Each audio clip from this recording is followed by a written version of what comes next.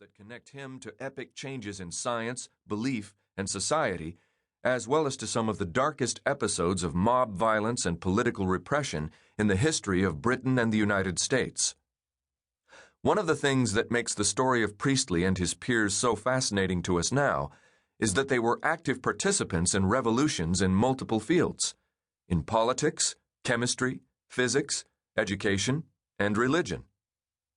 And so, part of my intent with this book is to grapple with the question of why these revolutions happen when they do, and why some rare individuals end up having a hand in many of them simultaneously. My assumption is that this question cannot be answered on a single scale of experience, that a purely biographical approach centered on the individual life of the great man and his fellow travelers will not do it justice. Nor will a collectivist account that explains intellectual change in terms of broad social movements. My approach, instead, is to cross multiple scales and disciplines, just as Priestley and his fellow travelers did in their own careers.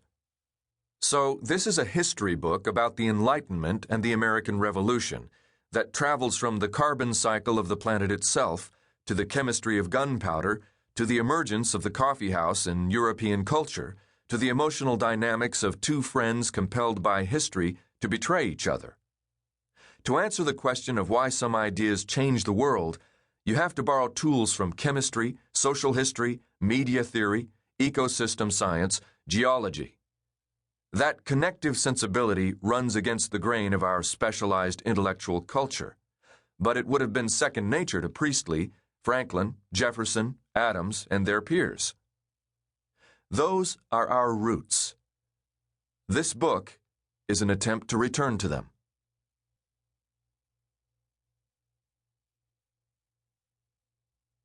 Prologue. The Vortex. May 1794. The North Atlantic. The first sign of a waterspout forming is a dark stain on the surface of the sea, like a circle of black ink. Within a matter of minutes, if atmospheric conditions are right, a spiral of light and dark streaks begins to spin around the circle. Soon, a ring of spray rises up into the air, water molecules propelled aloft by the accelerating winds at its periphery.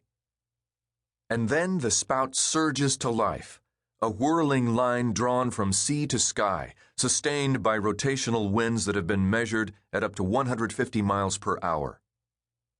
Unlike land-based tornadoes, waterspouts often form in fair weather, a vortex of wind capable of destroying small vessels that appears literally out of the blue. While it is not nearly as dangerous as a traditional tornado, the waterspout was long a figure of fear and wonder in mariner tales of life on the open sea. In the 1st century BC, Lucretius described a kind of column that lets down from the sky into the sea, around which the waters boil, stirred up by the heavy blast of the winds. And if any ships are caught in that tumult, they are tossed about and come into great peril.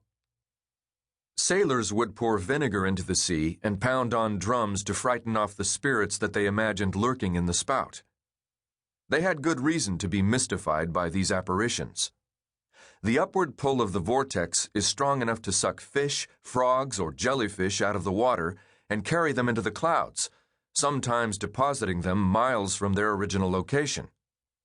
Scientists now believe that apocryphal-sounding stories of fish and frogs raining from the sky were actually cases where waterspouts gulped up a menagerie of creatures straight out of the water and then deposited them on the heads of bewildered humans when the spout crossed over onto land and dissipated.